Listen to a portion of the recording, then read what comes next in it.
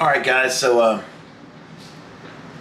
gonna talk about different types of jiu-jitsu, right? We have sport jiu-jitsu.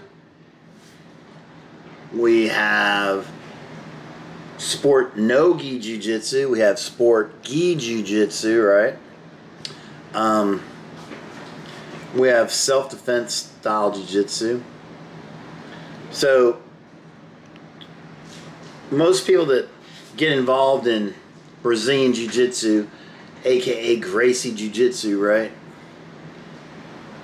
I think the most mainly people get into it because they want to learn how to fight.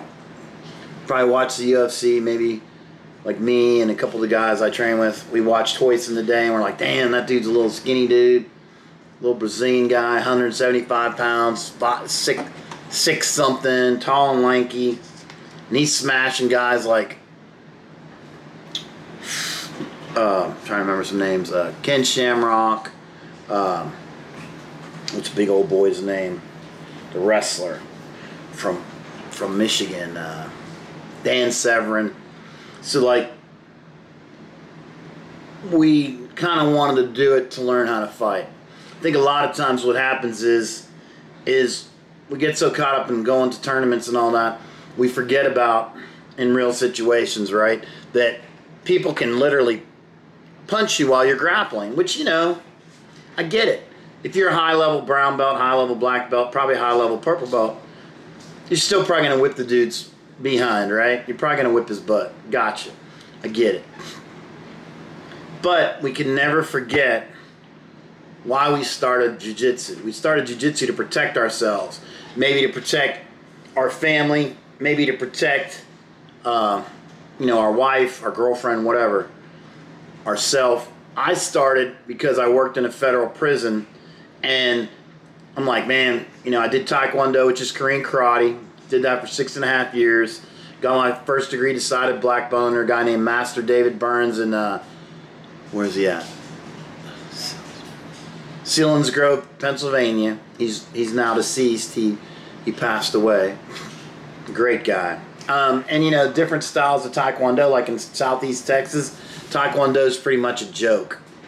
When you're seeing a kid that's 6 years old, 7 years old, and he's got a black belt in Taekwondo, I don't give a rat's ass. That doesn't impress me. Hey, it's cool. Your child's learning how to punch and kick, but he's a black belt?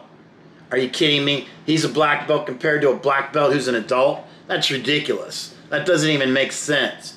So the way the structure in Brazilian Jiu-Jitsu works is you can't even get a blue belt until you're 16 years of age. So that's, and they have different children's rankings, but they're not officially a blue belt until they meet the requirements, and then they're, freaking 16 years of age. Then they got to start the process like the rest of us. So back when I started jiu-jitsu, right, with a lot of other, guys and stuff under Pat Hawk Hardy, basically the process was Pat was in such a lower belt at the time that only the person could promote us was Hoist Gracie, right? So one of the things and I'm not the greatest black belt, of course, I'm okay. I do all right. I'm an old guy, I'm 55, whatever. But like, I'm pretty proud that Hoist Gracie gave me all of my colored belts, right? He gave me my blue belt, he gave me my purple belt, he gave me my brown belt, and he gave me my black belt. Because back then, no one else is giving it to you because they weren't ranked high enough in the state of Texas to do so. There was, Pat Hardy was Hoist Gracie's first black belt ever.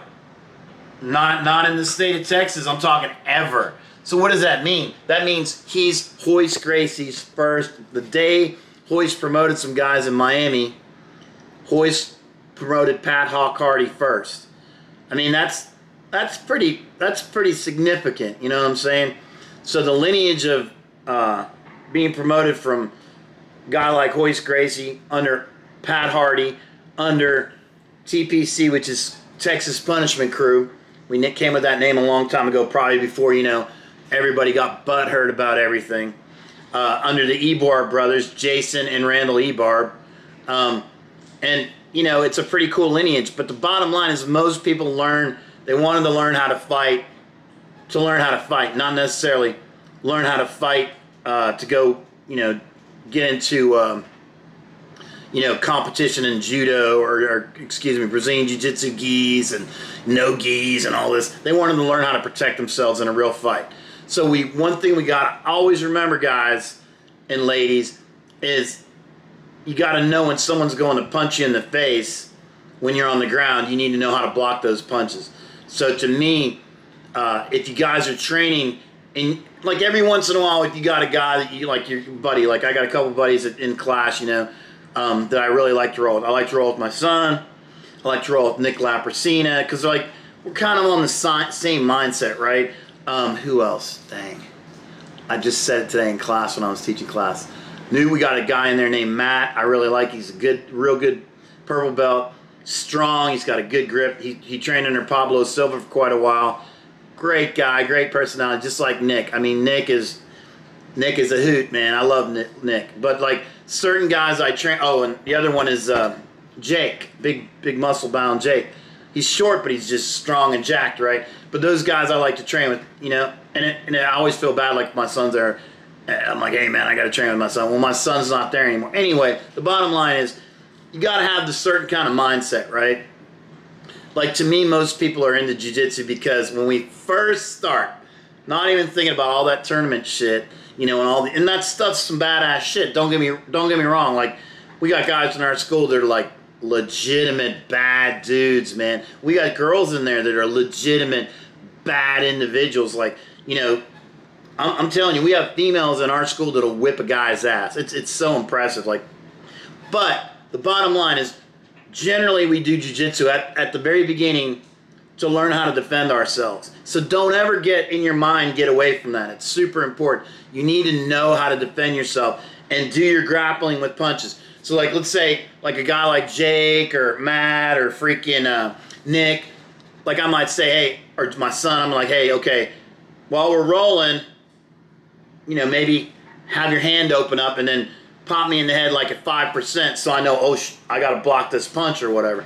Because you can't take for granted you're in a street fight, which is why I joined jiu-jitsu in case I had to fight in the prison system, or if I'm out somewhere with a girlfriend or whatever, you know, and I'm out having a drink or something and some drunk guy wants to try to assault me or whatever, you know, I got to be able to protect myself. And I really have to be able to protect myself against punches as well as, you know, kicks and everything else. But when you grapple and you don't practice like getting, you know, covering up and blocking the hands for the freaking punches, man, you're doing yourself a disservice. I can tell you another thing that I've noticed. Like when like a lot of times when we train like that, we'll put on helmets and we'll get MMA gloves on and we'll say, okay, we'll punch at 40% or whatever. And I'm not the greatest, you know, I'm not a CrossFit cardio guy or something, but I think I have okay cardio for an old guy. But like I know when I'm doing that, my cardio, it's not as good, right? Like I'm getting punched and I'm like blocking the punches or I'm getting cracked or whatever. Because I got to make a decision. Like, you know, if I'm getting punched, I need to move. Like in just regular grappling, I don't care if you mount me. I don't give a fuck because you're not punching me in the face. Who cares? I don't care. Whatever. Now it's points. Whatever. I'm not worried about points.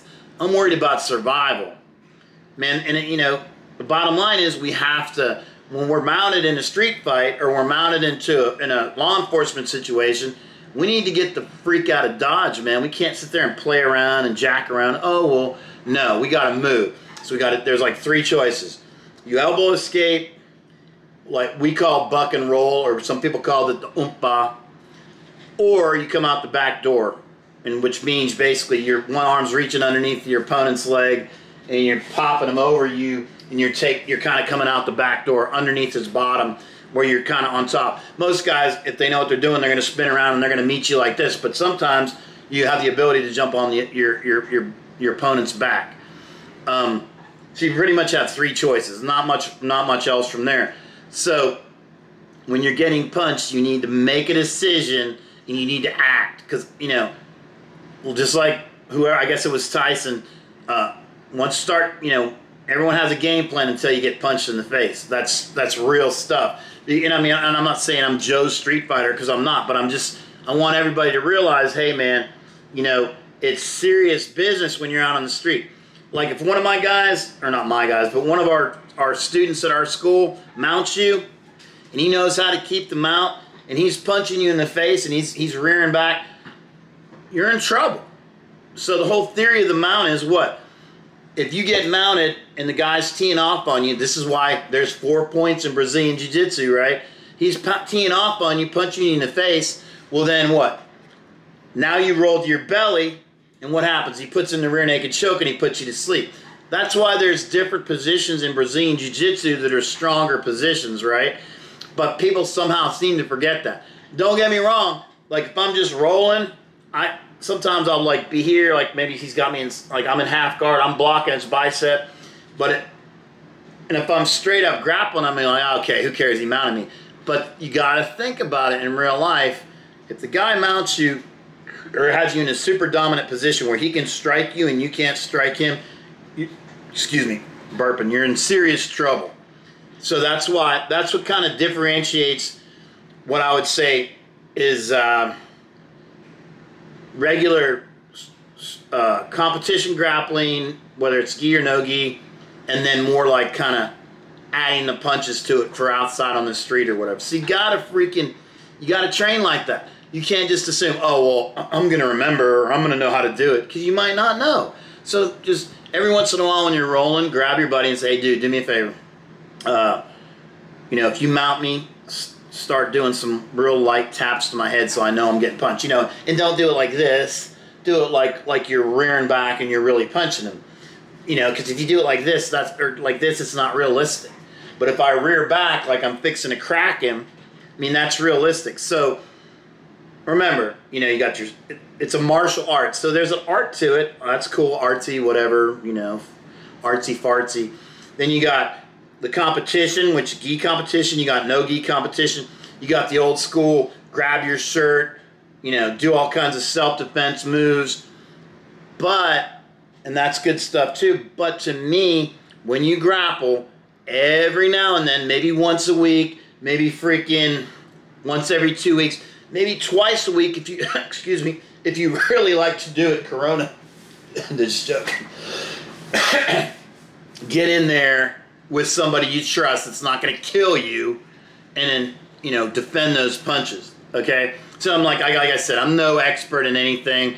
I've been grappling for quite a while, you know, been doing different martial arts because I'm lucky, because luckily I had enough money to afford it. When I was a kid, I really couldn't afford it, and my parents weren't terribly interested in paying all that money.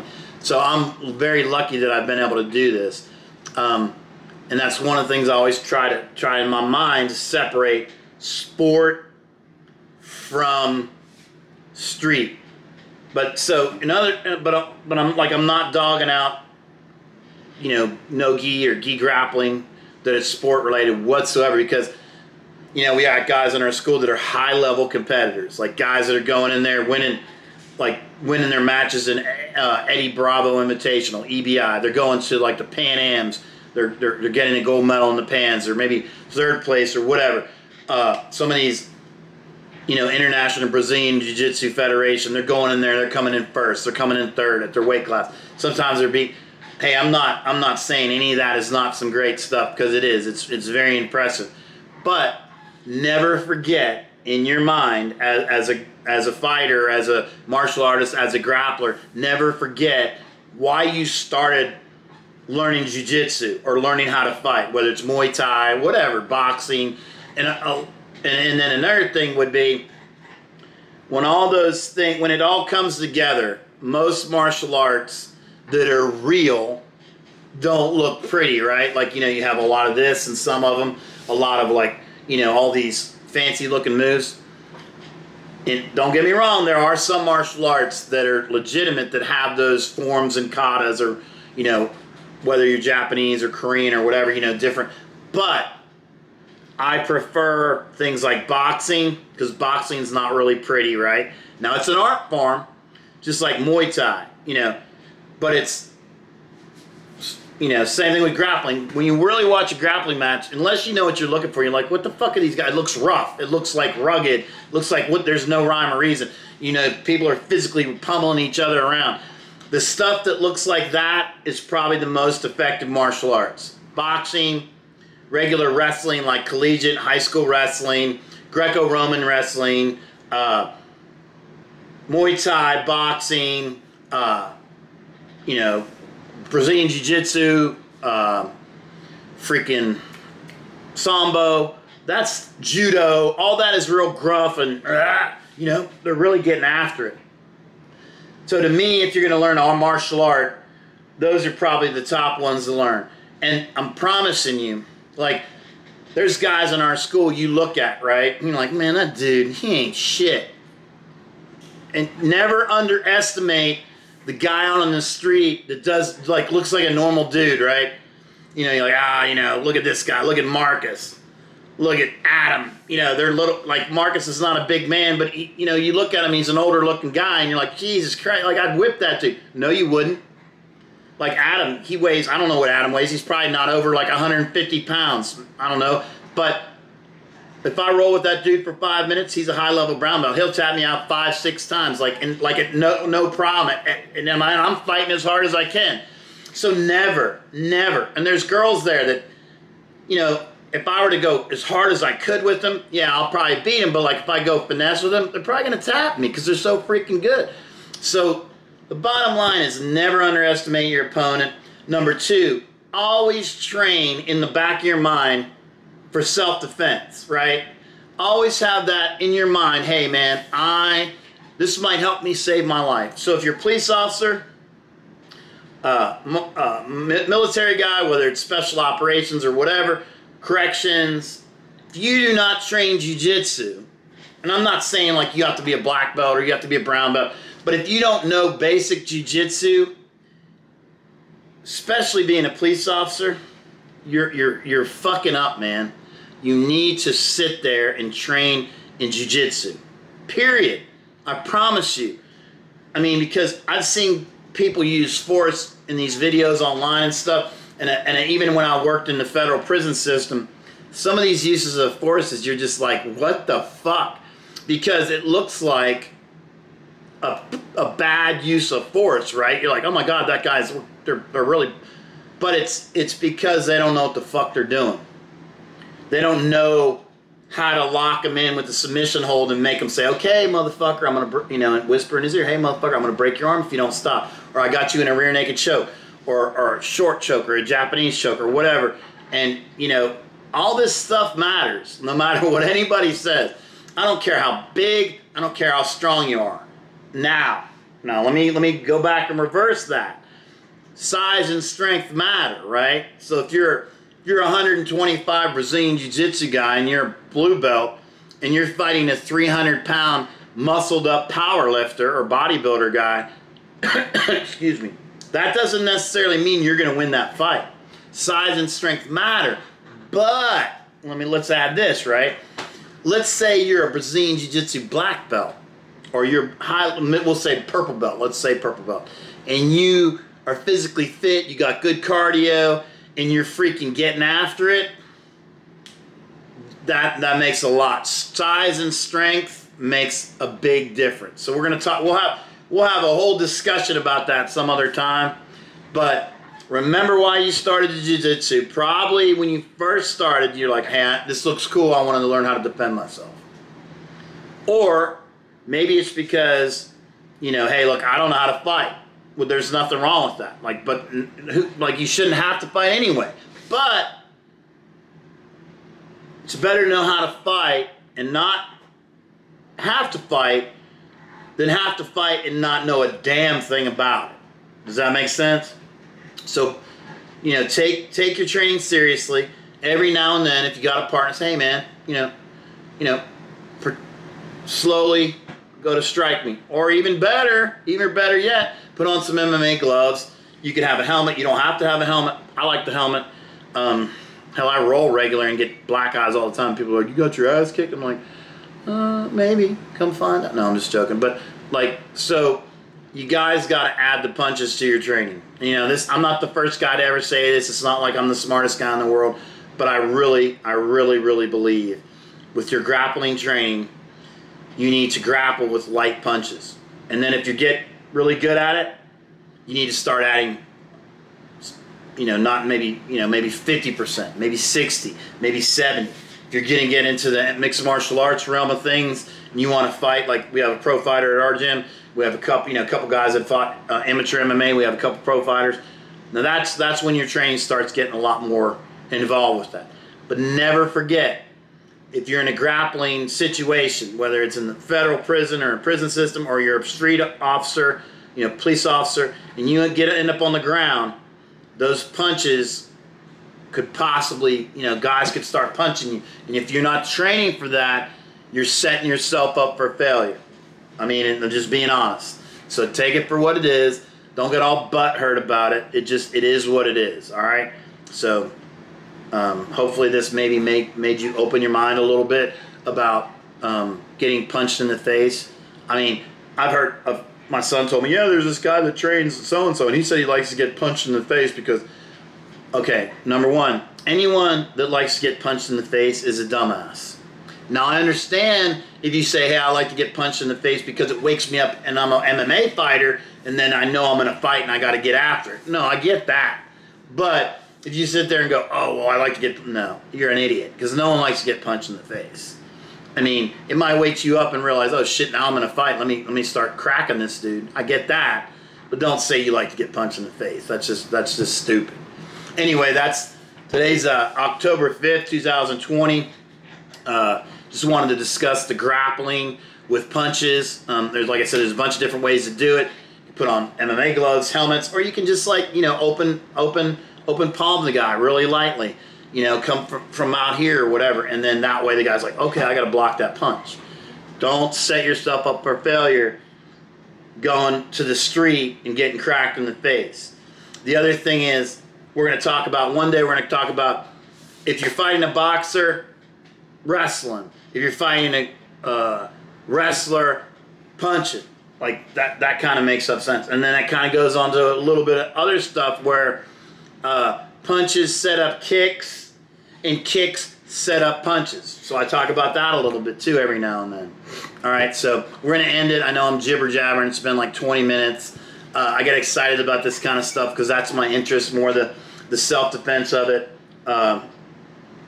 You know, survival stuff where you possibly save people's lives. So anyway, have a great day. I know I was ranting a little bit. I get excited when I talk about stuff that I like, so I apologize. But think about it. When you're training, train against punches. All right. Have a good one, guys. Peace out.